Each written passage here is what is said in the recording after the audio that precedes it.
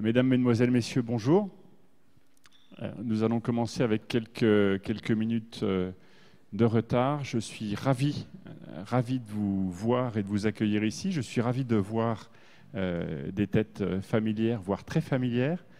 Je suis ravi de voir que certains viennent ici pour la deuxième ou la troisième fois. Et donc, nous en sommes au deuxième événement de notre festival Building Beyond à Léonard Paris, où j'ai le plaisir de vous accueillir. Je m'appelle Philippe Devost, je suis le directeur de Léonard. Et aujourd'hui, dans ce lieu magnifique dans lequel les 4 composantes du groupe Vinci qui s'intéressent au futur des villes et des infrastructures sont désormais réunies, puisque nous avons sur le volet business Léonard, sur le volet plus prospectif, plus transformationnel, plus exploratoire. Nous avons la Fabrique de la Cité qui étudie depuis 10 ans maintenant toutes les transitions urbaines et dont la présidente Cécile Maisonneuve va nous faire le plaisir d'introduire nos 2 intervenants. Et nous avons également la chaire d'éco-conception ainsi que la Fondation Vinci pour la Cité. Alors pour ceux d'entre vous qui sont des adeptes des réseaux sociaux et de Twitter, on m'a instamment prié de vous rappeler d'utiliser massivement le hashtag qui ne s'affiche pas, mais qui apparaîtra à un moment ou à un autre à l'écran. Donc vous êtes priés de garder vos téléphones portables allumés, ce qui n'est pas coutume dans ce genre d'intervention. Je vous remercie beaucoup. Je vais passer la parole à Cécile et je vous souhaite encore une fois la bienvenue.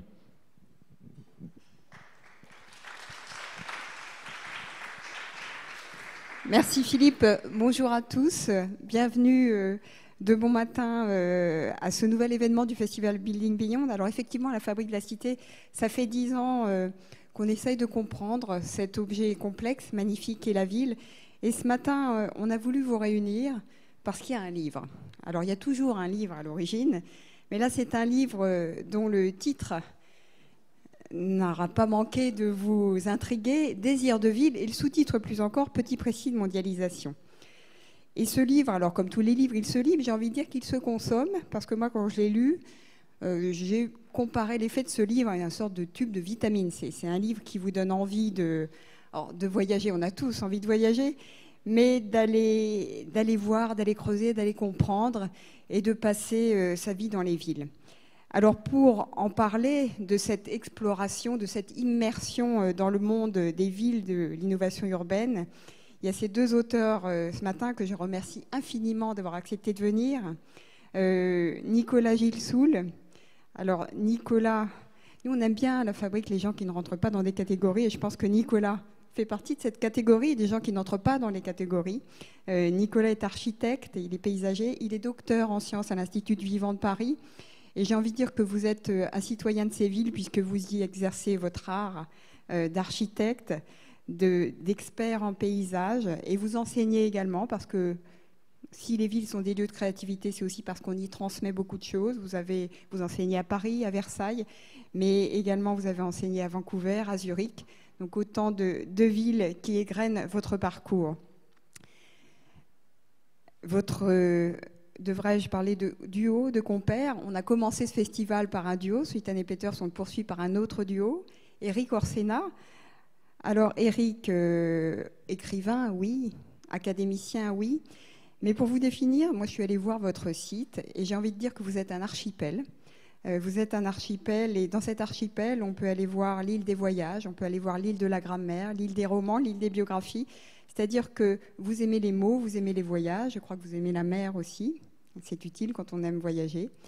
Et vous avez également parcouru, vous continuez de parcourir ce monde, à la fois, je ne sais pas si c'est en bateau, en avion, mais en tout cas avec des mots, pour nous faire comprendre le sens de ce qui se déroule actuellement dans les villes du monde, parce que quand on fait de la prospective, c'est vrai qu'il faut voir loin, devant dans le temps, mais pour voir loin, devant dans le temps, il faut peut-être d'abord commencer par regarder autour ce qui se passe, et c'est bien ce qu'on va faire ce matin.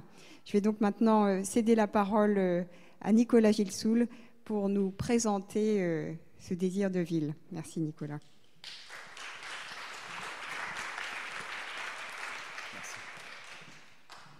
Merci. En fait, oui, 2 complices. Ça, c'est sûr, pour un grand voyage autour du monde. Je vais vous montrer une série d'images, déjà, et puis je vais céder la parole à mon double, c'est ça? Ensuite, et puis on va avoir un débat. Alors, voilà, ça c'est la couverture du livre. Déjà le titre interpelle un petit peu, Désir de ville. On a essayé de s'interroger sur ce lieu qui est en fait le lieu dans lequel on va habiter demain. Alors on ne va pas tous habiter au sommet de cette tour dans la piscine à Singapour, c'est certain. Par contre, on va tous être bloqués dans le métro le matin, ça c'est une certitude aussi. Et donc on a essayé de comprendre à travers ces voyages quels étaient les potentiels et les possibles de ces villes aujourd'hui. On s'est rendu compte très vite que ces villes étaient des lieux extrêmement fragiles. Alors c'est vrai qu'elles ne consomment que 2% de la surface des terres émergées de notre planète, mais qu'elles consomment 75% des ressources naturelles. C'est surtout quand on voit ça, c'est le Taioji Belt, c'est la plus longue mégalopole au monde, en fait c'est le Japon que vous voyez là de nuit. Ce que vous voyez, attendez, je crois qu'il y a bon, je sais pas. Tout à fait à droite, vous avez Tokyo. En fait, c'est la plus longue mégalopole du monde. Elle fait 1200 km de long. Elle fait 105 millions d'habitants. Et sur à peu près 6% de la surface du territoire du Japon, il y a 80% de la population. Donc cette longue mégalopole, elle ne peut pas avancer vers la mer. Elle ne peut plus avancer vers la mer parce qu'elle a construit toute sa côte en polders. Malheureusement, elle est sur la ceinture de feu du Pacifique. C'est-à-dire que chaque fois que ça bouge, les polders s'enfoncent et les villes s'enfoncent. Elle ne peut plus reculer parce que derrière, vous avez des collines avec des forêts qui rapportent de l'argent et qui sont sacrées. Donc elle monte, mais à chaque tremblement de terre, ça s'écroule. Donc maintenant, elle commence à descendre. Très fragile. Un milieu très fragile dans lequel, et c'est là aussi on a voulu un petit peu montrer qu'on avait énormément de préjugés sur les villes, que ces villes n'étaient plus telles qu'on les pensait. La distinction entre la ville et la campagne n'existe plus. Là, on est à Los Angeles. Je vous présente une cougar. Et le miel fabriqué dans les villes est parfois bien meilleur que celui fabriqué dans nos campagnes. Pour preuve, pourtant il est joli, mais il a été fabriqué dans les campagnes de Strasbourg. Et ce que vous voyez en bleu, en fait, les abeilles ont été butinées les poubelles de l'usine M&M's. Alors on va jouer un petit jeu. Comme j'ai vu que chez Léonard, vous abordiez les choses aussi via des films, j'ai pris quelques images marquantes de films de science-fiction, de préjugés qu'on avait sur les villes. Donc c'est vrai qu'on manque de place. L'idée générale étant de dire, voilà, on va tous habiter dans des villes verticales, sans fin. Les villes verticales sont forcément mauvaises. Ici, vous avez Star Trek. C'est San Francisco dans quelques années. Là, vous avez l'Occitanie Tower à Toulouse. En réalité, aujourd'hui, les tours, d'abord downtown, c'est toujours très petit. C'est pas, vous avez vu tout à l'heure, la ville au Japon, c'est extrêmement étalé. Mais ce qui est intéressant dans la ville Lego, ce qu'on a appelé la ville Lego, c'est-à-dire une ville qui se construit sur elle-même, c'est qu'aujourd'hui, les tours ne sont plus uniquement monofonctionnelles, ce ne sont plus des tours de bureaux, ce sont ce qu'on appelle des villages verticaux, des villes verticales, c'est-à-dire des programmes différents. On empile aussi bien un cinéma, une crèche, du logement, un hôtel, c'est le cas là par exemple, que des générations différentes. À Singapour, on a des crèches avec des personnes âgées qui sont mélangées dans des mêmes aires de jeu. Que des milieux vivants différents. Et ça, c'est pour ça que je vous ai choisi cette image-là. Ce double ruban de jardin, c'est pas du greenwashing. Je peux en parler parce que pour le coup, je suis dessus. Ce sont des milieux différents. Donc chaque étage a des contraintes d'air, d'eau, de vent, de lumière différentes, et donc appelle une écologie urbaine différente. Ça, c'est le Bosco vertical à Milan, vous le connaissez, vous voyez comment ça s'entretient, c'est-à-dire que même les jardiniers mutent. Je vous ai montré la cougar tout à l'heure. Il faut savoir que l'hirondelle, dans les villes, a les ailes légèrement plus courtes parce que du coup, elle peut faire des virages plus importants pour éviter les voitures. Les escargots, en Espagne, ont changé la couleur de leur coquille pour s'habituer aux îlots de chaleur, entre autres. Deuxième image reçue. Peut-être, peut-être pas, parce que si vous allez dans certains quartiers de Hong Kong, c'était le cauchemar des villes verticales d'avant. Le film District 9 une invasion extraterrestre. On ne sait pas où les parquer. Ce sont des réfugiés climatiques. On les met dans des camps et ça fait d'immenses bidonvilles aux portes de la ville. Alors ça, malheureusement, c'est une réalité. Vous le savez, mais vous ne savez peut-être pas les chiffres. Les chiffres sont assez effrayants. Ici, c'est Caracas. Vous avez le quartier des villes blanches d'un côté, puis vous avez une mer de bidonvilles sur des terres, on appelle ça, ils n'ont pas eu de chance, ils sont nés sous une mauvaise géologie. Alors la mauvaise géologie, c'est que ces territoires sont érodables. À chaque pluie, il y a des coulées de boue, et puis les habitants de ces choses-là donc, avancent et sont poussés vers le pied des villes verticales. Il faut savoir que 2 habitants de la planète sur 3 bientôt habiteront dans les villes, ça vous savez. Ce que vous savez peut-être moins, c'est qu'un habitant urbain sur 3 aujourd'hui habite dans les bidonvilles. Voilà, donc il y en a plus de 200 000 sur la planète. Et certaines villes vont décider de tourner le dos au problème et d'autres villes vont prendre le problème à bras-le-corps et avoir une véritable politique d'intégration et d'inclusion urbaine intéressante. Donc vous avez peut-être vu Narcos. Alors on est en Colombie, on est à Medellín, c'est le paradis de la schnouf, comme on dit en Belgique. Et vous avez là les plus grands cartels, les plus grands sicarios, ces trafiquants. C'était la ville qui était avec un taux de criminalité le plus élevé dans les années 90. Et aujourd'hui, elle a été taclée avec un triple A à l'Observatoire Moody's, quand même, c'est pas mal, nous on l'a pas. Et elle a été... c'est le Wall Street Journal qui l'a mise devant Tel Aviv et devant New York comme la ville la plus innovante au niveau économique. Donc une véritable politique inclusive qui vient de l'impulsion d'un maire. Donc on rappellera cette importance de cette vision de maire. Un maire, Sergio Fajardo, qui a, après avoir profité de l'expulsion des FARC, des narcotrafiquants, etc., de certains des plus chauds des quartiers, a développé une politique de connexion avec des moyens qu'on n'avait pas jusque-là, le métro câble. Merci au réchauffement climatique, nos structures françaises n'ont plus grand-chose à faire dans nos montagnes puisqu'il n'y a plus de neige. Donc, elles permettent d'autres transitions dans les villes. Et ce maire a, en 7 ans, ce que vous voyez là, les 3 bâtiments un peu plus sombres, donc ça, c'est un des quartiers de bidonville de Medellín, en 7 ans, a rénové 135 écoles et a construit 8 bibliothèques dans les quartiers pauvres, dans les quartiers informels. À partir de ça, et en pariant là-dessus, l'économie de la ville a changé, le visage de la ville a changé. Alors ça, vous allez avoir toute une soirée sur cette question-là avec Dominique Perrault, mais je n'ai pas résisté au plaisir de vous montrer la coupe dans la ville souterraine de Raccoon City, imaginée par la Umbrella Corporation. Donc vous êtes dans un des très mauvais films de science-fiction qui s'appelle Resident Evil et qui est passé du jeu vidéo jusqu'à la ville. Donc évidemment, vous devez imaginer que sous cette ville parfaite, vous avez une ville souterraine immense et dans ce labyrinthe souterrain et effrayant courent des morts-vivants. On a de moins en moins de place. Je vous ai dit, au Japon, on commence à construire en dessous. À Helsinki, ils le font depuis des années. À Paris, on a réinventé Paris 2 sous la ville. Dominique Perrault a sorti Ground Space. C'est une réalité. Est-ce que vous pensez que ça, c'est une réalité ou c'est une fiction ? C'est la réalité.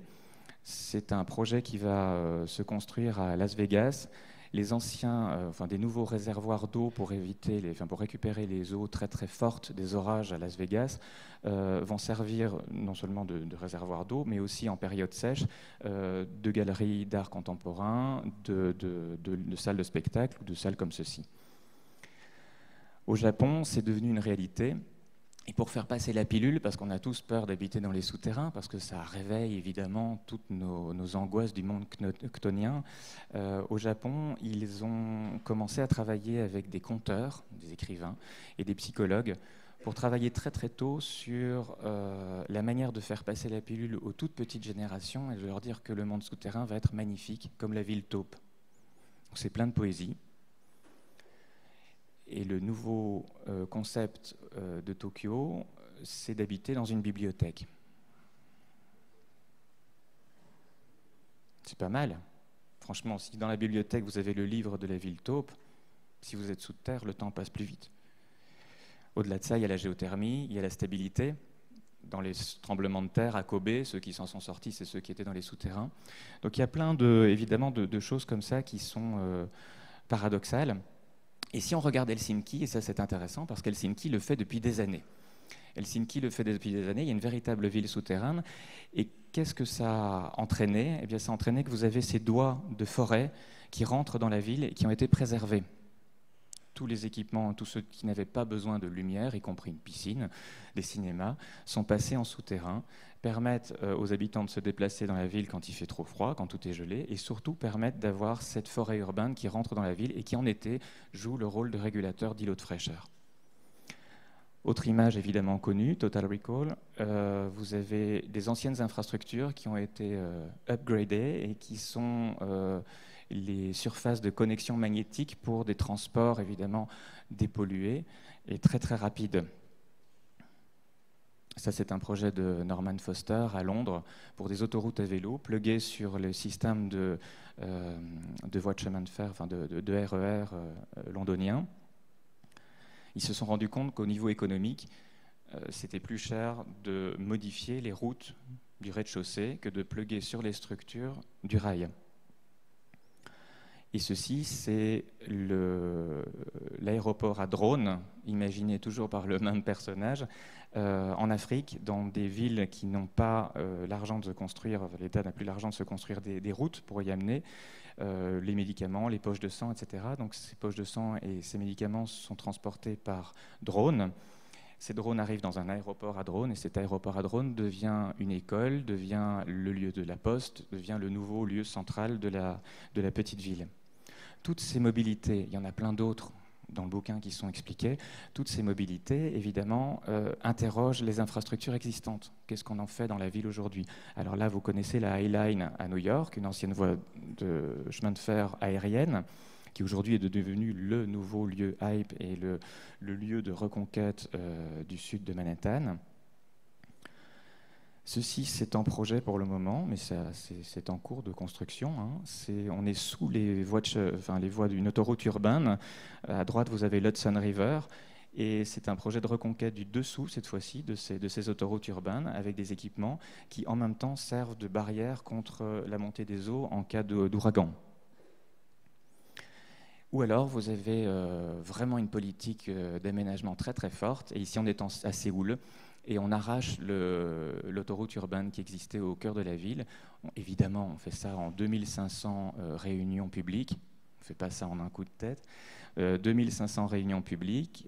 2 ans, par contre, ça va très très vite. Les Coréens sont un modèle d'efficacité. Et l'autoroute urbaine disparaît, c'était une aérienne. Et puis en dessous, on renature la rivière qui passait sous cette autoroute urbaine et qui dessert la ville.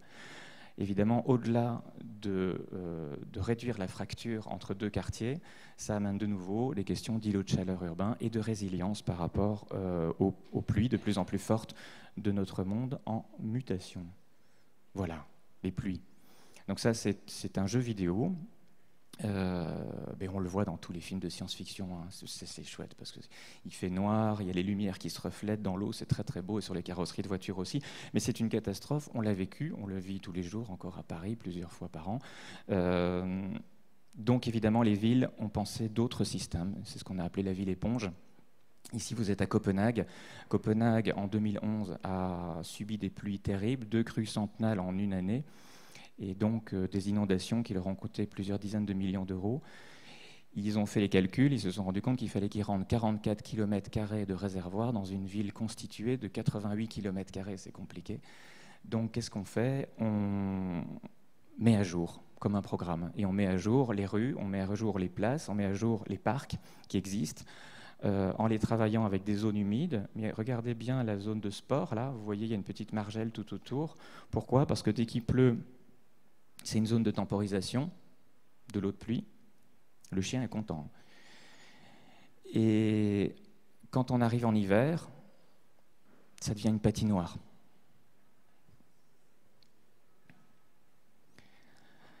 Singapour le fait depuis des années aussi, pour des questions différentes, parce qu'ils ont un climat tropical. Et donc notamment ici sur la Klang River, qui est un grand parc historique, c'est comme si on avait mis à jour les Tuileries. Vous imaginez mettre à jour les Tuileries à Paris, ça ne va pas être facile. Mettre à jour la Kallang River, c'est aussi augmenter la quantité d'eau récupérée, mais c'est aussi créer cet îlot de fraîcheur et en plus travailler sur la climatologie ponctuelle de cet endroit. Réalité ou fiction? Je me suis fait plaisir, évidemment, ça c'est la réalité. Ce n'est pas une image de film de science-fiction, c'est la pollution des rivières en Chine. En fait, la Chine a déclaré la guerre à l'eau de pluie. C'est pas mal. Ils ont considéré que si la mer de Chine était polluée, c'est parce que c'était la faute à l'eau de pluie. Donc il faut récupérer l'eau de pluie, il faut la nettoyer. Et donc ils ont lancé un grand plan qui s'appelle l'opération Sponge Cities, l'opération Ville-Éponge, qui vise en plusieurs années, alors c'est des millions d'euros pour les villes vitrines, démonstratives, et l'idée c'est de récupérer et nettoyer 75% des eaux de pluie qui tombent sur les villes. Là, vous avez Harrison Ford, Ryan Gosling, sur une digue immense qui protège la ville de Los Angeles dans Blade Runner 2049 de la montée de l'océan, de la montée des eaux. Aujourd'hui, les digues sont abandonnées, la plupart, parce que ça coûte trop cher aux États pour les entretenir. Et donc, il y a plein d'autres systèmes. Ceci, c'est un projet qui est en cours de réflexion pour protéger la Nouvelle-Orléans. Vous connaissez l'idée de l'histoire de la Nouvelle-Orléans. L'histoire de Katrina, ça a débordé, ça a été au-dessus de la digue, on est piégé dans la baignoire, on se noie. Donc, on trouve d'autres moyens. Et ceci, c'est une réflexion sur toute la côte et sur les mangroves et donc la résilience naturelle de la ligne de côte. Ceci, c'est un projet qui est en cours de reconstruction à New York. Ce n'est pas des digues, ce sont des récifs dans lesquels il y a une vie particulière qui est mise en place. C'est très bizarre parce que c'est hybride, c'est ce que je vous disais tout à l'heure avec la cougar ou avec les abeilles. C'est-à-dire que ce sont des blocs qui sont hautement dessinés pour permettre à une micro-vie, une microfaune, une microfaune sous-marine aussi, de s'installer et de protéger Staten Island. Toutes ces villes cherchent à retrouver leurs rivières, cherchent à retrouver leurs côtes et leurs rivages. Ici, on est à Seattle. Le musée d'art de sculpture devient une espèce de promenade extérieure, un nouvel habitat pour les saumons, mais surtout un espace résilient qui passe au-dessus de la ligne de chemin de fer et qui permet une connexion entre la ville et Elliott Bay. Et si demain on habitait tous dans une décharge géante, toujours dans Blade Runner, vous avez vu les camions poubelles ont évolué. Alors ça, c'est pas non plus une image de film, hein. Vous l'avez tous dans la tête. C'est le 11 septembre. Au lendemain du 11 septembre, des déchets considérables au milieu de Manhattan, et puis une image qu'on veut oublier, qu'on veut effacer. Donc tous ces déchets et les corps, et tout ce qu'il y avait avec, sont amenés à renfort de grands camions, une noria de camions, jusqu'à la décharge des Fresh Kills. Et la décharge des Fresh Kills est fermée par ce dernier arrivage et est transformée en un immense parc urbain qui a 4 à 6 fois la taille de Central Park et qui est censé être le nouveau Central Park d'un New York agrandi. Et puis il y a la belle aventure, mais je ne pense pas qu'on ait le temps de l'expliquer, mais je crois que vous en avez entendu parler, la belle aventure de San Francisco qui a parié sur le zéro déchet, le zéro gaspillage, et qui transforme 12 ou 17, je ne sais plus, tonnes de déchets par jour en terre fertile qui va être redistribuée chez les agriculteurs. Cette histoire-là, elle a commencé par un privé. C'est l'hôtel Hilton. L'hôtel Hilton a décidé que les repas et les déchets de ces repas, 2500 repas par jour, pouvaient servir à autre chose que de partir à la poubelle. Et donc, ils ont fait un compostage géant. Ce compostage leur a permis de gagner de l'argent. La ville a suivi, les entreprises ont suivi, et aujourd'hui, 75% des déchets du BTP, notamment, sont transformés ou sont recyclés. 2 dernières images. On va commencer à passer dans la ville cauchemar. Et moi, je vais tomber. La ville cauchemar. Alors ceci, si vous avez peut-être vu cette série, s'appelle Westworld. On peut aussi considérer que la ville est foutue. C'est terminé. Il n'y a aucune chance d'y survivre. Donc on va en construire une autre ailleurs. Ce sont les villes nouvelles. Et ces villes nouvelles, ici dans Westworld, c'est une espèce de parc à thème, habité par des robots, par des androïdes qui nous ressemblent et dans lequel on peut vivre sans limite. On peut leur faire tout ce qu'on veut. Il n'y a aucun problème. Ça, c'est la réalité. Neom, c'est le nouveau projet de ville d'Arabie Saoudite. Elle a la taille de la Bretagne. Il y aura plus de robots que d'humains. C'est assez marrant. Ça, c'était avant. Et ça, c'est la boîte de com qui a travaillé pour Neom. On peut aussi évidemment décider de partir et de quitter la ville sur une ville flottante. Les projets de ville flottante sont réels. Ils sont de plus en plus nombreux. Les prototypes existent. Le principal actionnaire de Facebook a dépensé déjà 1 milliard d'euros sur une ville qui va prendre place au large de l'Honduras, donc évidemment libertaire, et basée sur la chirurgie esthétique et sur le geek, sur les nouvelles technologies. Ça, c'est un projet de Jacques Rougerie, qui est à l'Académie, d'une ville pour 7000 personnes, qui ressemble à une Ré Manta. Alors évidemment, vous voyez bien que le sans limite dont on parlait ici, les seules limites, c'est celle de l'entre-soi, parce qu'on ne va pas tous avoir le ticket pour monter là. Évidemment, Walking Dead, je n'ai pas pu m'empêcher. La ville abandonnée, la ville morte, des zombies, quand vous en rencontrez, est-ce qu'elle existe ? Oui, elle existe. Elles existent de plus en plus. C'est ce qu'on appelle les villes rétrécissantes. Baltimore, Las Vegas, Détroit. Détroit, l'exemple le plus connu, c'est ici. Donc la moitié de la population qui quitte la ville suite à des crises économiques, des crises sociales. Les premiers magasins qui ferment sont des magasins d'alimentation de proximité. Et du coup, il y a les Robins des Bois qui arrivent. Et ces Robins des Bois, notamment lui, Malik, envahissent les parcelles libérées de manière pirate. Et notamment le Rouge Park, qui est un parc imaginé... un morceau d'un parc parisien qui, tout d'un coup, du jour au lendemain, devient un potager pirate, qui sert à survivre, mais qui sert aussi à faire du lien social. Ça a commencé par une association, une deuxième, une troisième, ils sont des milliers aujourd'hui. Ils travaillent en réseau avec les nouvelles technologies et amènent les nouvelles boîtes de start-up dans Détroit. Il y a le même principe qui s'est passé à Madrid. Ça a l'air d'être très science-fiction, mais ce sont les anciens abattoirs de Madrid. On appelle ça de l'urbanisme tactique. Travail petit à petit, une reconquête. Juste pour vous dire, les machins dorés là, qui sont là, ce sont des tuyaux d'arrosage. C'est une récupération de tuyaux d'arrosage. Donc c'est une bibliothèque qui a pris place dans l'ancien abattoir de Madrid, dans ce renouveau après la crise économique très forte qui a touché, après les subprimes, qui a touché Madrid. Allez, un petit coup de scientologie.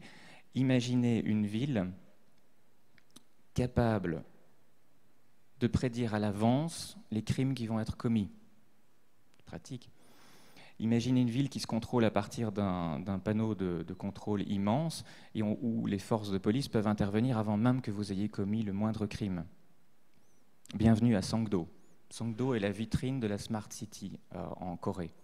Songdo existe, les moutons sont mécaniques, ça me rappelle un titre d'une nouvelle de Kadik, qui s'appelait « Est-ce que les moutons rêvent ?» c'est Blade Runner. Songdo, c'est une ville entièrement automatisée. C'est une ville qui est un petit satellite de Séoul. Alors c'est formidable, quand on va là-bas, on vous explique que tout est, évidemment, le contrôle des données est hyper important. Pour mieux vivre, pour mieux consommer, pour moins consommer. Et donc tout ça est une ville durable, smart, intelligente, tout ce que vous voulez. Vous avez un immense golf qui est un parc éponge. Vous n'avez plus de camions poubelles parce que toutes les ordures sont traitées par tubes pneumatiques. Et vous n'avez plus de voitures dans les rues parce qu'elles sont toutes garées en souterrain. De temps en temps, quand vous voyez passer une personne sans téléphone portable, les autres se moquent d'elle parce que c'est ce qu'on appelle un digital illiterate. Il faut être connecté pour habiter à Songdo. Et si vous leur demandez comment tout ça fonctionne, ils vont vous répondre avec une énergie particulière, qui sont les centrales à charbon de Chine. Bienvenue dans l'Apocalypse. Pékin est quelque part là en dessous, et si vous voyez là en bas, c'est la côte de Tianjin. Alors je voulais terminer par une belle note, une note un peu optimiste, c'est celle des Solar Mama. Elles habitent à Tilonia, au Rajasthan. Il y a une école qui leur apprend à construire des panneaux solaires pour avoir une énergie familiale, enfin pour la maison. Cette école fonctionne tellement bien qu'aujourd'hui, elle a déjà amené de l'électricité dans plus de 500 000 foyers. Il faut savoir qu'en Inde, c'est 1 habitant sur 3 qui n'est pas connecté à l'électricité, parfois à l'eau aussi. 1 habitant sur 3 en Inde, c'est l'ensemble de la population des États-Unis. Donc ce système-là a commencé à se développer maintenant en Afrique aussi et a rejoint les côtes de Brooklyn. Et à Brooklyn, aujourd'hui, il y a des systèmes alternatifs en réseau qui s'appellent les microgrids, c'est très branché, mais ils sont en fait les enfants des Solar Mama. Voilà. Donc on a vu plein de chouettes choses.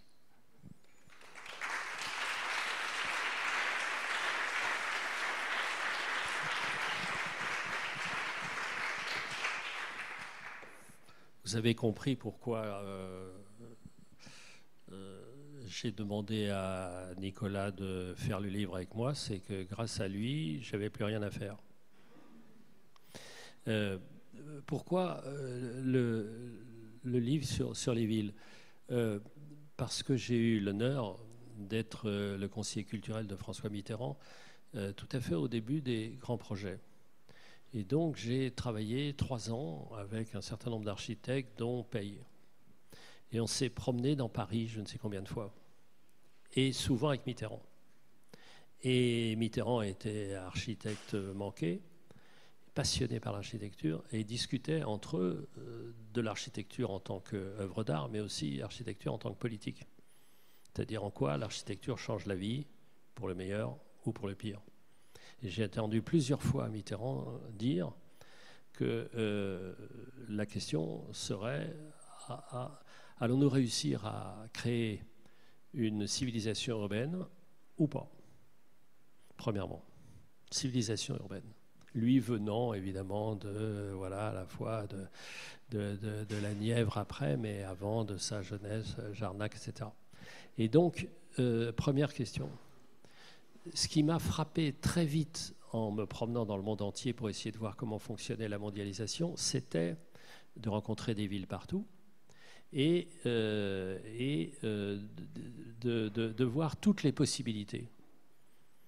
Et ces possibilités s'accélèrent. C'est pour ça que Nicolas et moi, nous avons choisi de prendre ce titre de désir de ville, puisque c'est directement issu de Italo Calvino, dans Les îles invisibles, et qui est exactement l'histoire de notre époque.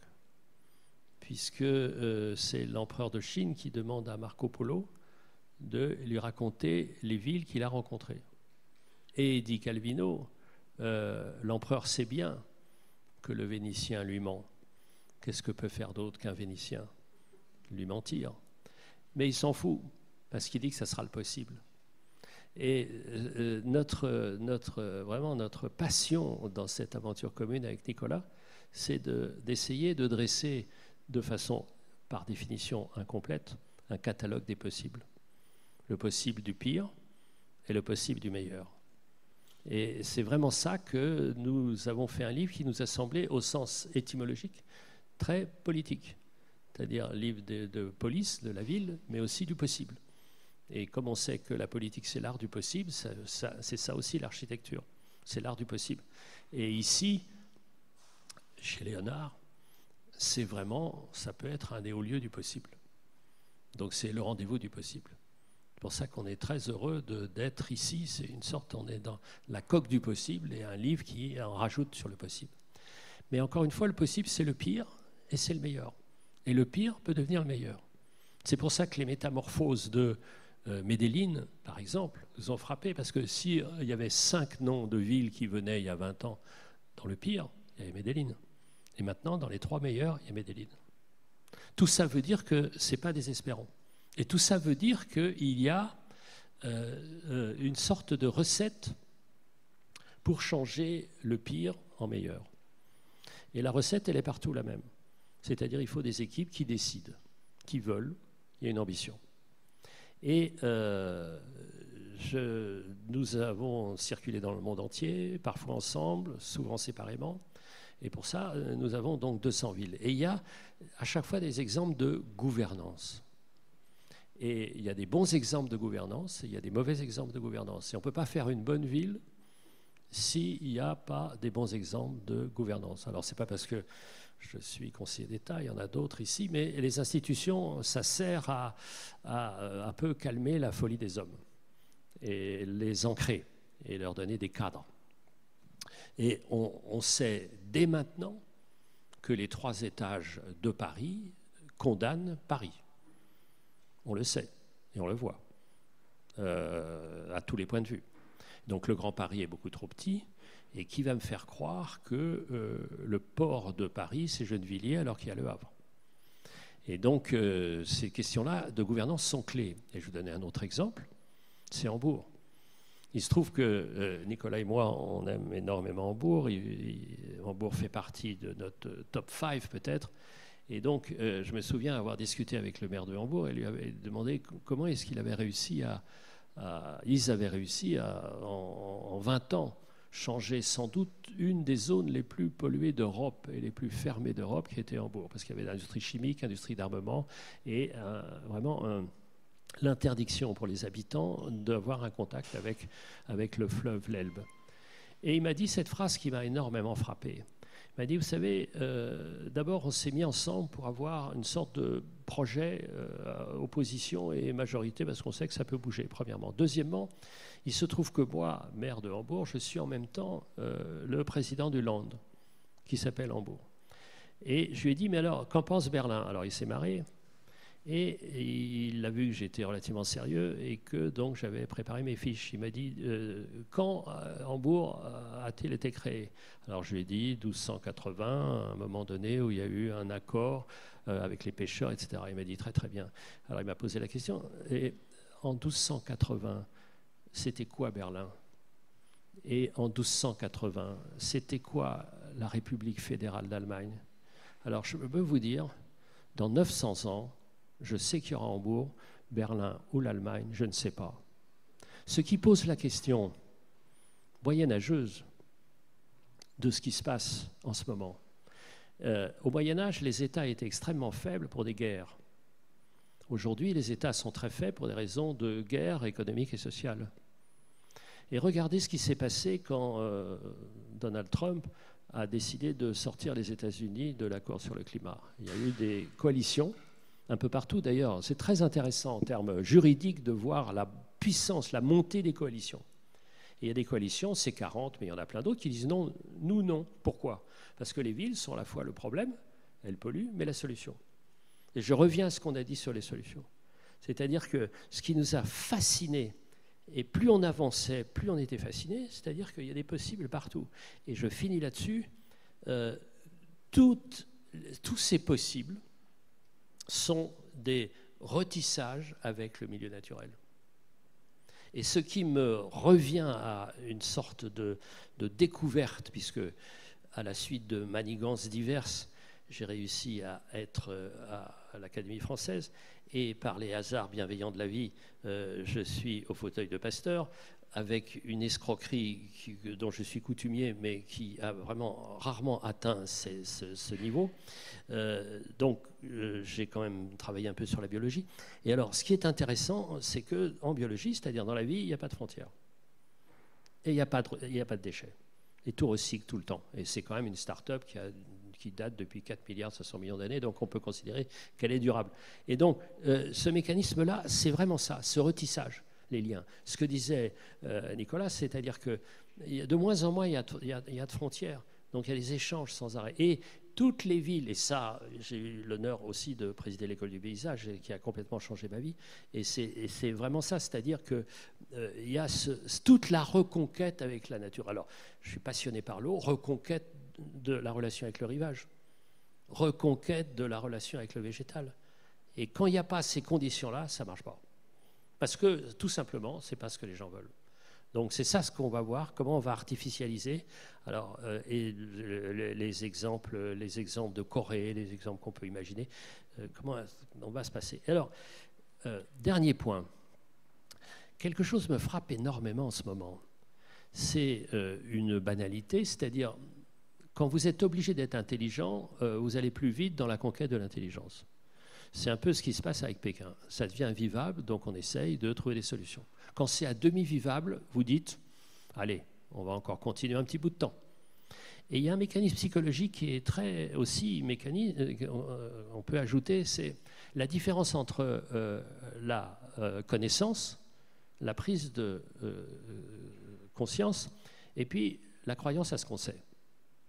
On sait que nous allons mourir, est-ce qu'on en tire toutes les conséquences? C'est pareil les êtres humains avec le climat. On commence à savoir, est-ce qu'on en tire toutes les conséquences? Donc c'est cet immense champ de création, d'expérimentation, d'invention. Nous sommes un peu tristes d'avoir été invités comme deuxième conférencier à Vinci, parce que nous étions vraiment ceux qui méritions d'être inventés les premiers, parce que nous sommes, Nicolas et moi, des enfants de Léonard. Merci.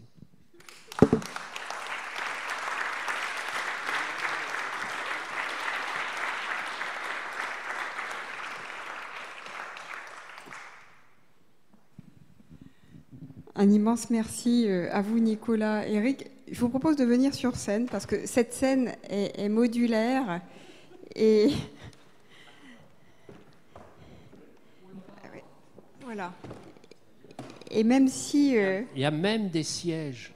Et même si vous n'êtes que les deuxièmes, on va avoir un débat fantastique. Et donc j'ouvre maintenant le débat. Vous nous avez promené dans de nombreuses villes et je suis sûre qu'il y aura de tout aussi nombreuses questions. La parole est à vous.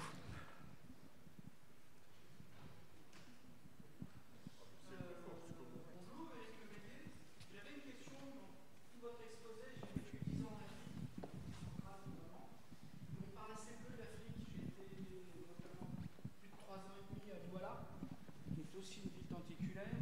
Et j'ai eu le malheur de poser mes fesses aussi à Lagos, qui est une ville catastrophique quand on y vit. D'ailleurs, on n'y vit pas. On a la chance, nous, alors du point de vue occidental, peut-être du point de vue asiatique, au niveau des Chinois, parce qu'ils ont une volonté politique, et puis Xi Jinping a 25 ans devant lui, donc ça va être beaucoup plus facile. Mais l'Afrique, qu'est-ce qu'on fait de ces villes qui sont tentaculaires, qui sont catastrophiques en Afrique? Parce que l'accès à l'électricité, ils vont l'avoir. Les smart grids, toutes ces technologies vont permettre d'avoir des choses un peu plus simples pour avoir l'accès. Mais comment on fait le traitement des déchets, l'accès à l'hygiène, l'accès à l'eau potable dans ces villes qui sont vraiment catastrophiques et qui n'ont pas de moyens, pas d'argent, pas de gouvernance, ou alors de la très mauvaise gouvernance, et des pays en Afrique qui explosent démographiquement. Et le vrai job des urbanistes, pour moi, et des ingénieurs que nous sommes ici, c'est d'apporter des solutions à ce continent et à ces villes. Je suis tout à fait d'accord. Lagos, c'est un cauchemar. Et moi, j'avais été très frappé par ce qui se passe sur la côte, sur le rivage de Lagos. Il y a un des plus grands bidonvilles, je crois, sur pilotis d'Afrique, qui est à Lagos, qui s'appelle Makoko. Il y a plus d'un demi-million d'habitants qui ont appris à nager avant d'apprendre à marcher et qui vivent dans des conditions terribles. Il y a 2 ans, je pense, à la Biennale d'architecture de Venise, pour répondre à la question. Ça répond d'une manière... voilà. L'ampleur du problème africain est énorme. C'est une pétaudière monstrueuse. C'est pour ça qu'on a voulu montrer aussi ce qui se passait à Medellín. Eux, ils y sont arrivés. Donc, il y a 2 ans, à la Biennale de Venise, a été présenté un projet d'un architecte hollandais qui était né là-bas, à Lagos, d'une école flottante pour Makoko. Un système en autoconstruction avec panneaux solaires qui servait sur 2 étages. C'est très bien fait, vous irez voir sur Internet si vous ne la connaissez pas. C'est très très beau, c'est une espèce de radeau qui permettait d'accueillir une dizaine d'enfants pour une classe. Et puis finalement, il y a 100 gamins qui vont là chaque année et qui tournent. Et dans la partie basse, c'est un espace communautaire qui permet aux pêcheurs d'ouvrir leurs filets. Alors c'est rien évidemment par rapport à tout ce qui se passe.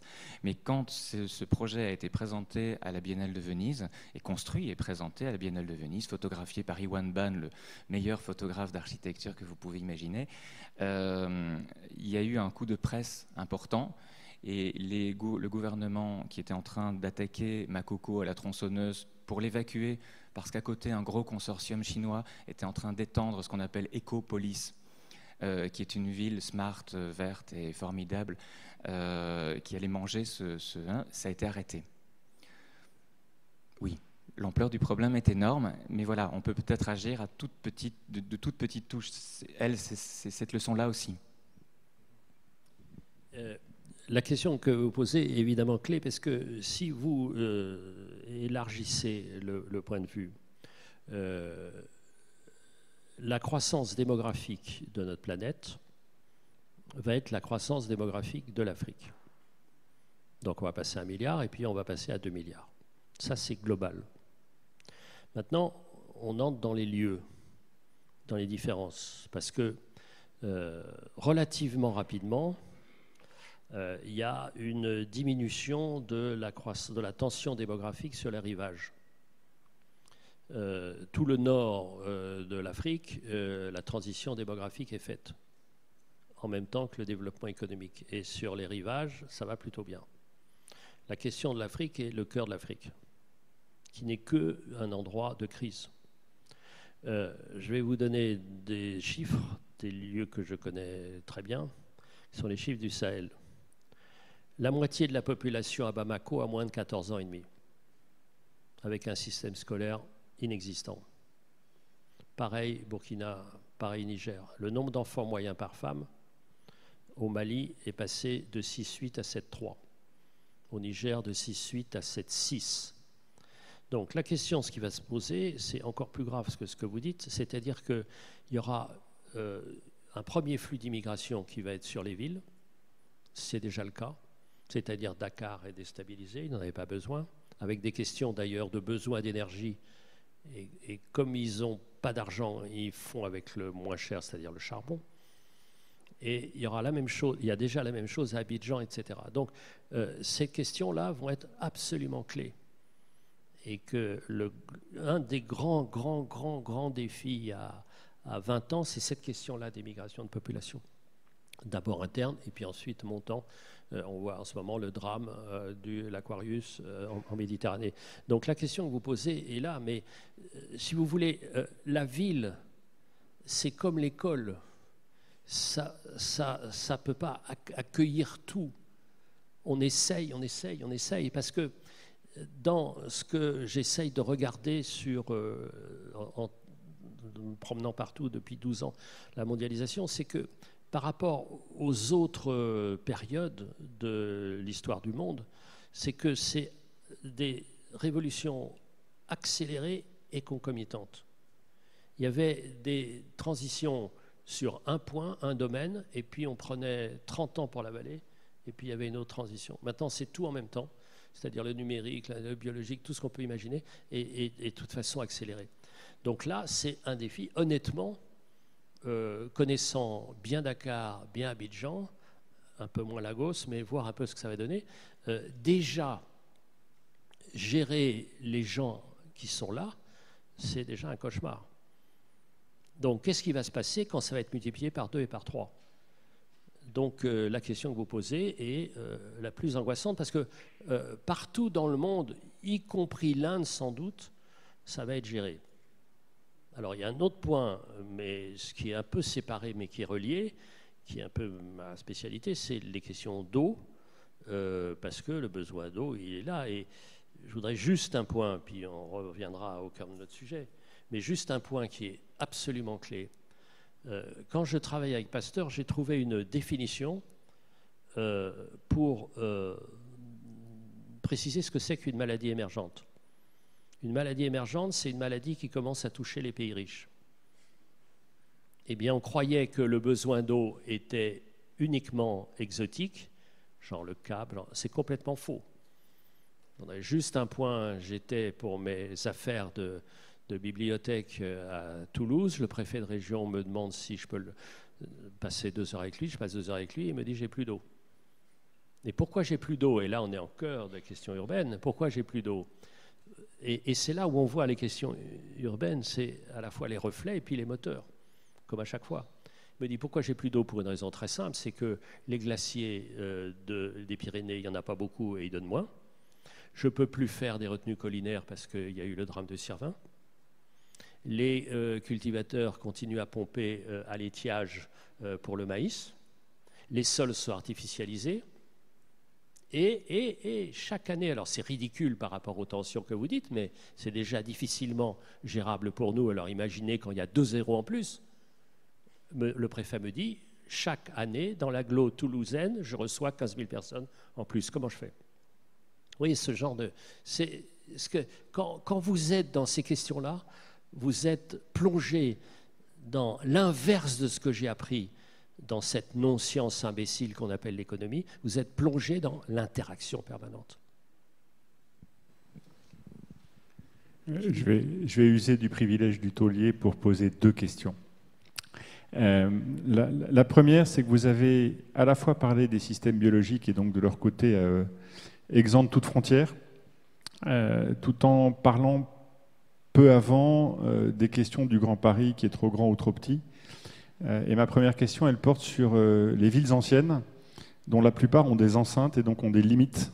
On a beau parler du Grand Paris, il reste cette différence subtile entre l'intramuros et l'extramuros, et on voit la difficulté qu'il y a à le franchir.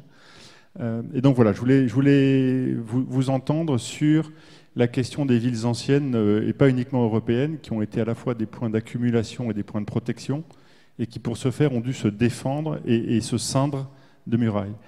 Et ma deuxième question est assez voisine, et c'est un mystère pour moi, on en parlait avec Cécile tout à l'heure, c'est comment expliquez-vous la difficulté qu'ont la plupart des villes, soit côtières, soit fluviales, à reconquérir leurs berges. Je prends l'exemple de tous les piers à New York qui ne sont pas encore terminés de réhabiliter.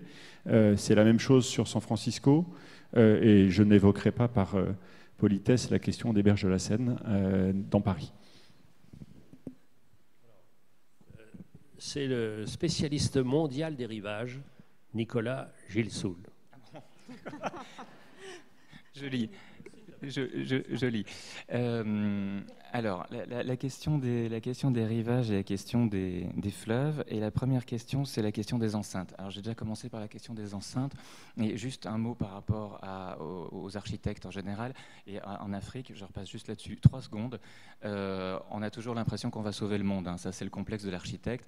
C'est les super-héros. Ils ont un problème à régler chez les psys. Mais il faut savoir que les chiffres sont là.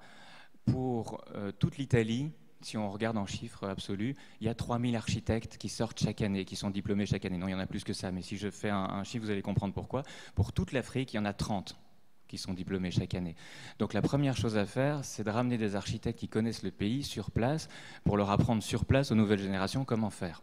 Voilà, petite parenthèse fermée. Et ça commence, et c'est des écoles qui sont alternatives. Question de l'enceinte. Alors, on se protège. On se protège de quoi? On se protège des ennemis extérieurs. Aujourd'hui, quels sont les ennemis? Par exemple, San Francisco, et je vais rebondir sur le rivage. San Francisco, dans la baie de San Francisco, près du Golden Gate, étaient installés les bâtiments de l'armée pour protéger d'éventuels ennemis venant du large. Aujourd'hui, on les arrête bien avant, puisqu'on les arrête par drone, on les arrête par satellite, on les voit venir avant qu'ils aient même pensé venir, etc. Donc ces bâtiments n'existent plus, ces bâtiments n'ont plus d'utilité, sauf que contre ces bâtiments avait été construite une autoroute urbaine qui ceinturait et qui faisait une enceinte. Pas une ville ancienne, mais pas tant que ça. Aujourd'hui, ces bâtiments ont été rénovés, restaurés, transformés en start-up, en machin, en restaurant vegan, bio, hipster, compagnie. Et derrière, l'autoroute a été arrachée, on a mis une colline, on a retrouvé le rivage. Pourquoi? Parce qu'on n'a plus les mêmes ennemis qu'avant. Et les ennemis de la ville aujourd'hui, soit ils sont dedans, soit ils sont très très loin, soit ce sont les dynamiques naturelles. Et ces dynamiques naturelles, elles imposent d'avoir d'autres enceintes et d'autres limites. Quand on voit un ouragan venir comme Sandy sur New York, c'est pas juste New York qui est touché, c'est ce qu'on appelle Boswatch, c'est de Boston à Washington. Quand Katrina frappe la Nouvelle-Orléans, c'est toute la Louisiane qui est attaquée. Quand on a le baiser des 3 sœurs, c'est ça qu'on appelle ça, à Bangkok, c'est-à-dire la remontée de la mer parce qu'il y a un ouragan, un gros nuage avec beaucoup de pluie qui tombe sur la ville et le Chao Phraya qui déborde, les trois sœurs. Quand elles vous embrassent en même temps, c'est foutu, Bangkok est sous l'eau. Quand il y a ce baiser-là, pourquoi je vous dis ça? Oui, voilà. Parce que Bangkok est sous eau. Qu'est-ce qu'on peut faire? Ça commence déjà par retravailler sur la berge, sur les mangroves, sur des protections naturelles. Cet ennemi qui est naturel, les trois, et qui viennent d'un pompage excessif des nappes phréatiques, par une agriculture mal gérée, par des barrages en amont sur la Chao Phraya, par le grignotage, par l'urbanisation des rivages de Bangkok, etc. Donc c'est une problématique générale. Mais donc l'enceinte aujourd'hui n'a plus de raison d'être, sauf peut-être dans les gated communities qu'on a vu tout à l'heure de Westworld. Ce sont d'autres échelles qui sont en jeu. Et ces autres échelles, elles demandent d'autres alliances, notamment parfois intervilles, mais notamment Boswatch, mais aussi interpays. Ça, c'est intéressant, transnational. C'est très intéressant de réfléchir en termes d'ennemis et changement d'ennemis. Regardez ce qui va se passer au Bangladesh. Au Bangladesh, il y a 170 millions d'habitants. 170 millions d'habitants. La moitié de la surface du Bangladesh est sous les eaux 4-5 mois par an. Et on n'a encore rien vu, parce que le golfe du Bengale est un des endroits où l'eau, enfin la mer, monte le plus, parce que c'est relativement peu profond, extrêmement chaud, et donc la montée des eaux n'est pas identique partout.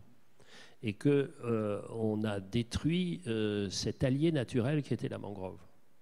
Et dans un club que j'ai créé sur les aménageurs des grands fleuves du monde, on a réfléchi à la question des deltas. Les deltas, c'est 800 millions d'êtres humains. Tous les deltas sont menacés. Parce qu'un delta, c'est un fils des sédiments.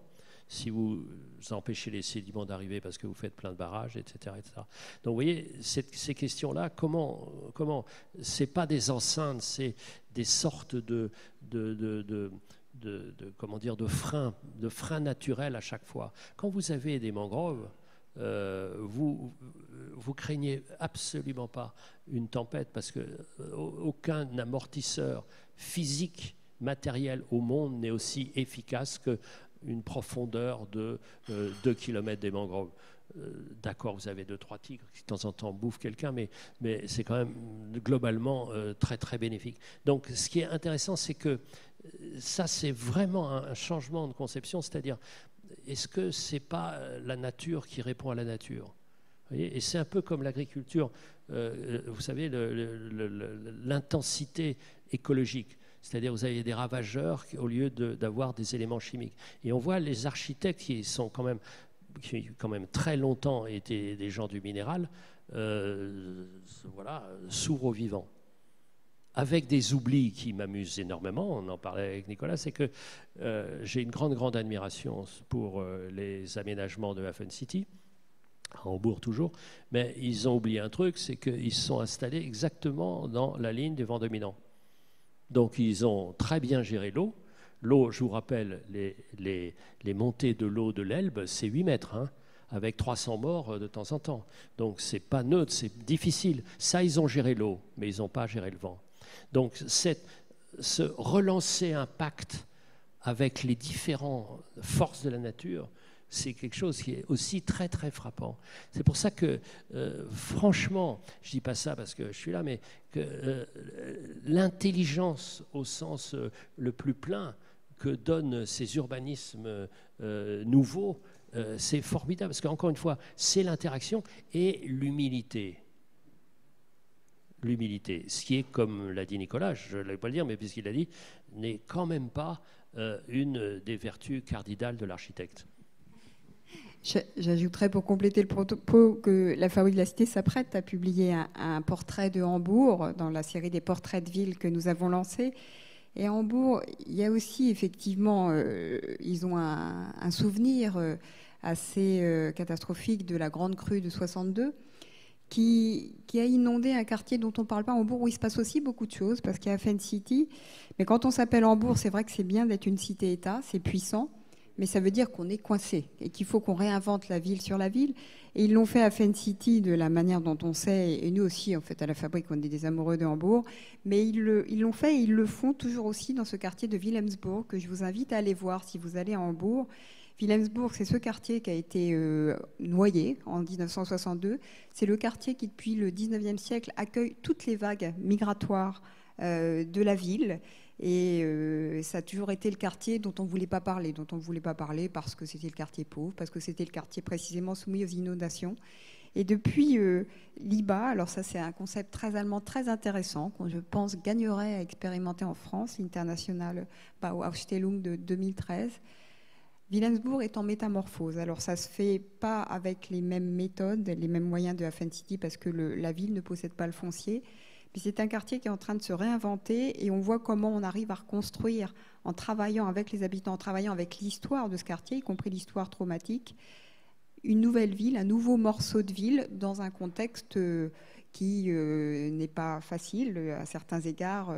Le quartier de Wilhelmsburg est un quartier là encore coupé. Il y a d'autres enceintes qui ont été créées par l'homme, notamment des infrastructures routières et autoroutières qui aujourd'hui vont permettre à ce quartier de se réinventer. Deuxième point, on a parlé de l'eau. Sur Wilhelmsburg.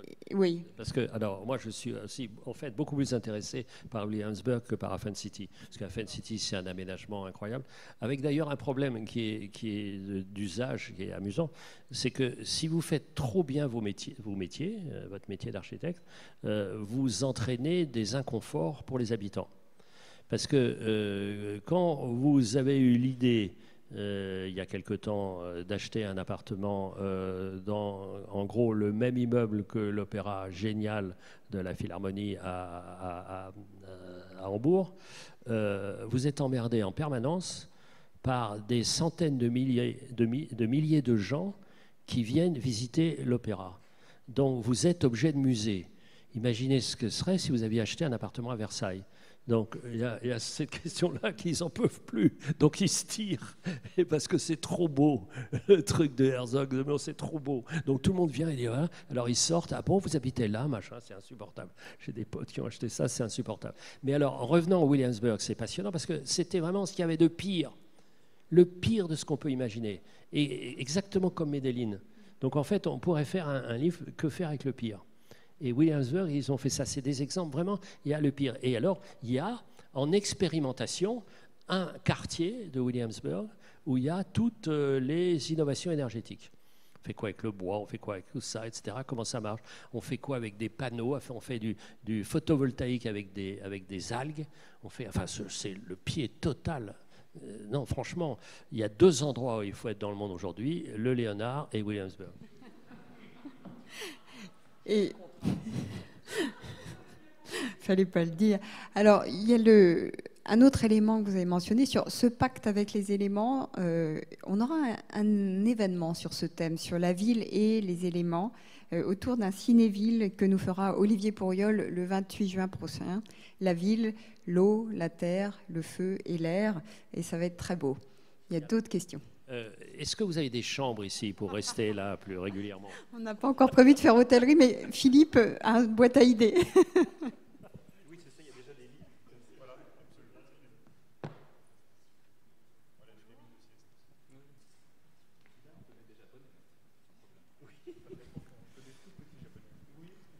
Bonjour, merci beaucoup pour ces présentations qui sont à la fois très poétiques et très concrètes et remplies d'intelligence. Donc, merci. J'avais une question sur ce que vous dites, effectivement, que 2% de la surface de la Terre est occupée par des villes qui consomment 70% des ressources.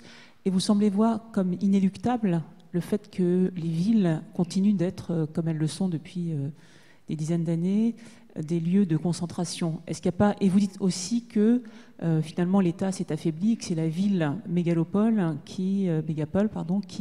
aussi, qui au fond prend le pouvoir. Est-ce que c'est vraiment inéluctable? Est-ce qu'il n'y a pas justement un rôle des États, un rôle des nations à reconsidérer la façon dont on aménage le territoire et faire en sorte qu'on rééquilibre l'habitation, les surfaces sur lesquelles vivent les gens? Alors oui,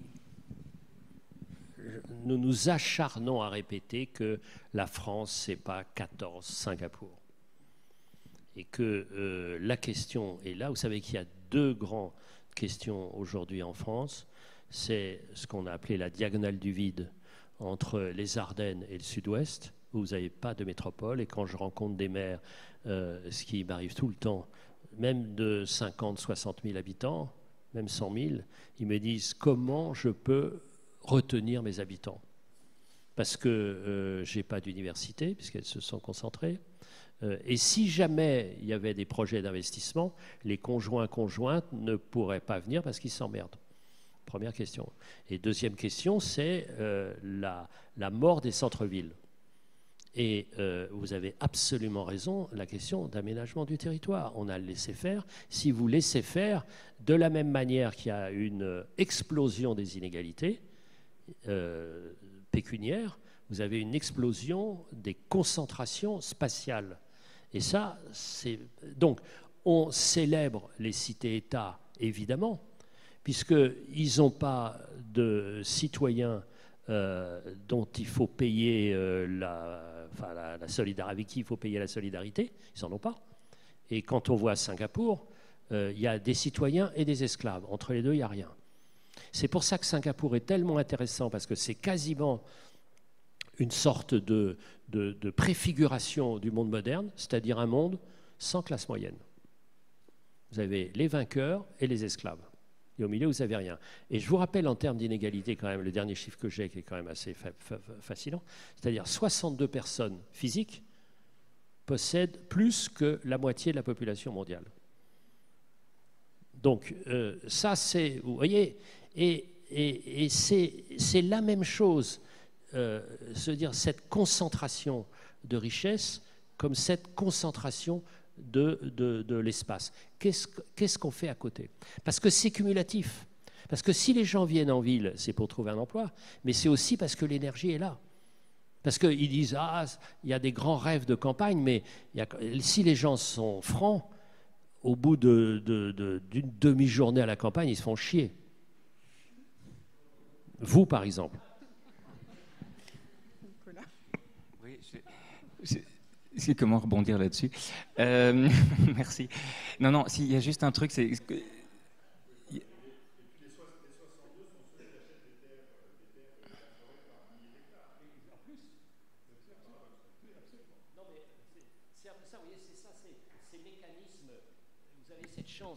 Cette chance immense de pouvoir être un reporter à l'ancienne. C'est-à-dire de passer 2 ans en prenant votre temps, aller un peu partout, regarder un peu comment ça marche quoi, en ce moment, comment ça court, comment ça s'accumule et quels sont les points de tension et quels sont en même temps les points d'espérance. Voilà, c'est ça. C'est pour ça, comme vous avez dit, les petits précis de mondialisation, ce n'est pas célébrer la mondialisation, c'est dire comment ça marche, expliquer comment ça marche. Et nous, notre rôle à nous, c'est de dire pourquoi pas. Donc il y a comment ça marche et pourquoi pas. On passe du comment ça marche à pourquoi pas. Nicolas. Oui, juste évidemment, pour vous captiver à 8 h du matin, il fallait des images chocs. Et donc ces images chocs ont été pour la plupart, sauf pour elle, des images de mégalopoles. Dans le bouquin, vous trouverez des petites villes qui ont inventé des trucs extraordinaires, notamment Hortafa dans les Pyrénées-Orientales, qui sont des fils des Solar Mama aussi, et qui ont inventé des choses incroyables, ou des villes comme Le Port ou Sainte-Marie de la Réunion, où là il y a un véritable problème de résilience, d'énergie et d'invention, et dont on parle assez peu en France. C'est-à-dire, on parle soit des grandes métropoles, soit des tout petits villages, et puis la Réunion, alors que c'est un morceau de notre territoire aussi. Donc ça c'est une première chose par rapport au bouquin. La deuxième chose, je vous ai montré tout à l'heure l'image de la tour à Toulouse. Il y a une chose intéressante quand vous dites est-ce que c'est inéluctable? C'est quand même le mouvement général. C'est que la plupart des habitants se retournent vers les villes. Eric a parlé des sécheresses du Sahel, la guerre de l'eau, les incendies, les séismes, le monde agricole en Inde, avec les sécheresses monstrueuses. Tous ces gens migrent vers les villes et deviennent des bidonvilles immenses. On parlait de l'Afrique tout à l'heure. 94% des habitants des villes en Éthiopie sont dans des bidonvilles. 94%. Alors, c'est pas que est-ce que c'est inéluctable, est-ce qu'on va pouvoir revenir en arrière, est-ce qu'on va pouvoir faire autrement?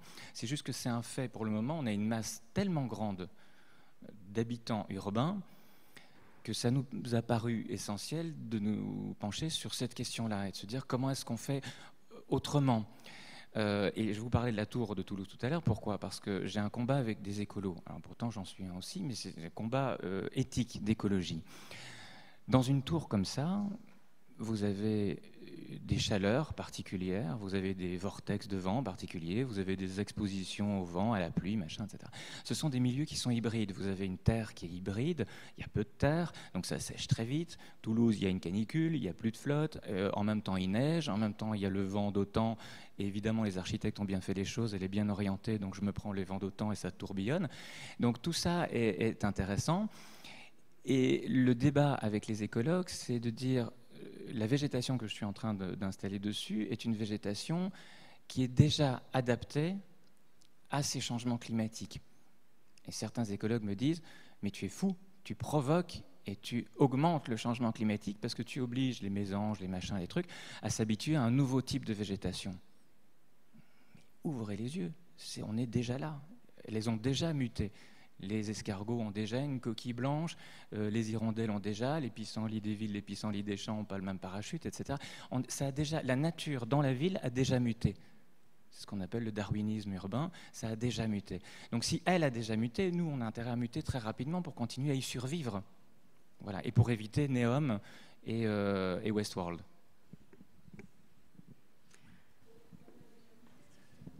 Oui. Monsieur. Oui, bravo et merci pour votre livre qui est vraiment passionnant et pour votre belle présentation, Nicolas. Je voulais juste vous poser une question. On parle effectivement de la résilience par rapport aux phénomènes climatiques, aux phénomènes migratoires, aux grands enjeux environnementaux, aux besoins d'eau. Tout ça est bien évidemment fondamental.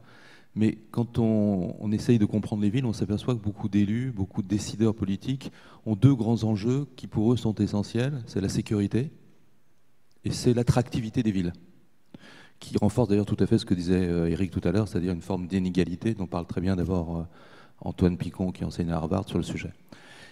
Moi, j'aimerais avoir votre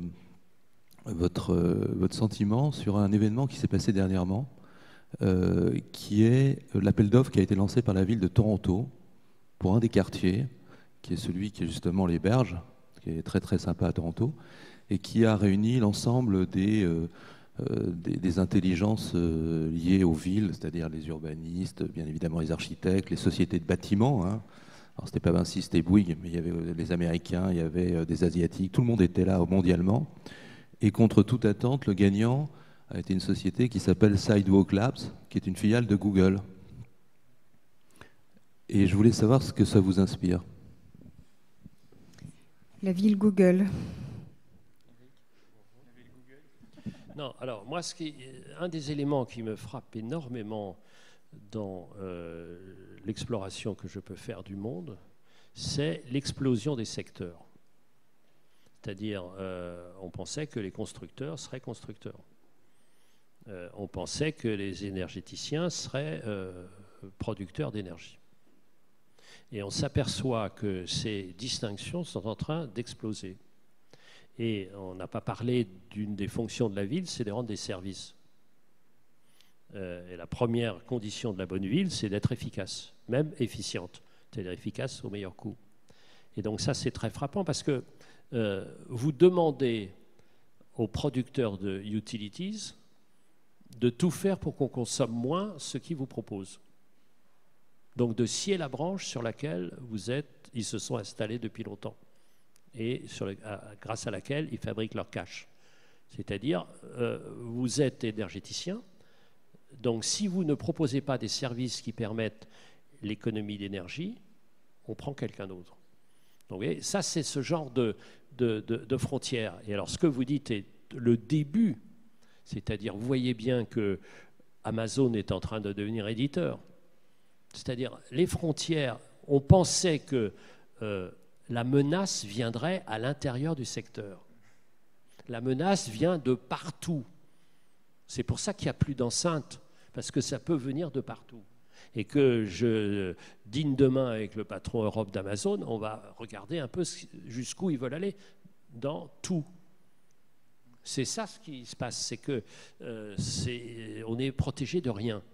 Et en même temps, c'est ouvert de tout, parce que je prends l'énergie, il y a encore 10 ans, vous aviez un monopole pour la France d'électricité, un monopole pour le gaz, et personne ne pouvait rentrer dans ce monopole. Maintenant, c'est explosé, et vous avez des petites sociétés, des grandes, des moyennes, des start-up, qui bouffent de la valeur partout, tout au long de la chaîne. Et regardez ce qui est en train de se passer. J'étais hier avec le directeur, d'ailleurs un titre intéressant, Stratégie et climat de Total. Eh bien moi je serai EDF, j'aurai les jetons, parce que le producteur d'électricité de demain, c'est sans doute Total. Et donc ce que vous dites est absolument à l'image de ce qui va se passer. On peut faire tous les métiers. Et quand vous avez les données, vous êtes bien placé. Donc ce que vous dites, votre question est absolument pertinente. Et quand on connaît Toronto, on voit un peu l'élément de ce grand rendez-vous. Donc, d'où la nécessité de faire des lieux comme Léonard, où vous voyez que vous êtes dans la gourmandise de la nouveauté, mais aussi de l'inconfort de la rente. Nicolas, c'est très beau. Nicolas, sur ces villes des possibles, auxquelles répondent des acteurs de tous les possibles. Oui, je n'ai pas suivi l'actualité de Toronto, mais on en a une ici qui n'est pas mauvaise non plus, hein, réinventer Paris 2 ou réinventer les passerelles sur Paris. Aujourd'hui, c'est vrai que ces concours sont intéressants parce que ce ne sont plus des architectes ou des urbanistes qui répondent, c'est un groupement. Et dans ce groupement, il y a un constructeur qui porte une vision, et il y a des financiers, et puis il y a une grappe d'AMO, des assistants en maîtrise d'ouvrage, qui donnent des conseils. Et je suis surpris, moi j'ai participé à quelques-unes de ces aventures, je suis surpris de voir le nombre de boîtes de com qui travaillent sur ces concours. Alors on voit le travers ou l'extrême de ce machin-là, c'est au final il faut un glossaire pour comprendre réinventer Paris. Et demain, on sera tous hipsters, vegan, locavores, on habite en coworking, on a de la barbe ou on n'en a pas, mais en tout cas, elle est taillée à tel endroit, et on va manger dans un food truck qui est dans un street machin. Et bon. Non, mais c'est pour te faire plaisir, c'est tout d'un coup sur le sol. Non, mais ce qui est intéressant, c'est de voir comment ça fonctionne de l'intérieur, ces concours. Et que ce soit Google ou que ce soit d'autres, il y en a toujours un qui prend le pouvoir, forcément. Celui qui prend le pouvoir, en général, c'est celui qui apporte l'argent. Donc si vous êtes architecte, ou si vous êtes urbaniste, je peux parler que de ce côté-là, ne vous associez pas à ceux qui ont une vision particulière de la ville, parce que ça ne sert à rien. Vous ne vous battrez pas à armes égales. D'autre part, dans ces concours-là, il y a quelques groupements qui ont des idées qui ne sont pas celles de la gentrification. Mais il y a toujours évidemment le problème, je pense à ça notamment sur un concours qui a eu lieu il n'y a pas longtemps, j'ai claqué la porte, je suis sorti avant que ce soit fini, où un concours présentant un quartier de Tours allait privatiser tous les espaces publics. Pourquoi ? Parce que les constructeurs et les financeurs, forcément, ce qui les intéresse, c'est quand même que ce soit rentable. Ils peuvent être tout fondation qu'ils veulent, il faut à un moment donné que ce soit rentable. Pour que ce soit rentable, c'est rentable dans la tour. Donc l'espace public, les communs, si elle est au 36e étage de la tour et que pour y arriver, vous êtes obligé d'emprunter une passerelle dans laquelle il y a des commerces, c'est plus intéressant. Si pour y arriver, vous êtes obligé de louer un coworker, c'est plus intéressant, etc. Et donc, moi, ce qui m'inquiète dans ces concours-là, c'est que l'échelle commence à grandir. Au départ, c'était un bâtiment, maintenant, c'est des morceaux de ville, Toronto, des morceaux de ville de plus en plus grands, dans lesquels la question des communs n'est plus mise en place. Et pourquoi ça a pété à Madrid ? Parce qu'il y avait les subprimes, mais aussi parce qu'ils venaient de construire un tout nouveau quartier d'affaires qui était, comme Songdo, très peu utilisé parce qu'on n'avait plus les bureaux on n'avait plus les gens pour remplir les bureaux. Voilà. Donc il y a une question de privatisation qui peut être un formidable moteur, mais qui peut être aussi extrêmement dangereux si cette question des communs disparaît. Merci Nicolas. Je pense qu'il nous faut arrêter ici. On pourrait tenir des heures et on aurait pu tenir jusqu'à l'événement de ce soir, parce qu'il y a aussi un événement ce soir. Mais on va s'arrêter là parce que vous avez promis au début de notre événement un tube de vitamine C. Là, je pense qu'on a fait le plein pour, bon, allez, on va dire, pour la journée. En tout cas, sachez, cher Nicolas, cher Eric, que vous êtes toujours les bienvenus ici pour venir nous parler de la ville comme vous l'avez fait, c'est-à-dire comme ce lieu des possibles et comme ces lieux où l'on voit bien les tensions qui se jouent. Moi, ce qui me frappe, notamment dans ce que vous avez, dans ce dont vous avez parlé ce matin, c'est un thème qui vous est cher, c'est le rôle de l'eau. Et j'observe cette fascination. On veut retrouver l'eau, elle nous fait peur. Elle vient du ciel, elle vient d'en dessous, elle vient des littoraux. Et la France n'échappe pas à cette littoralisation qu'on observe dans d'autres pays. Donc, peut-être un thème à creuser pour d'autres événements. Un grand merci à vous deux. Merci Cécile.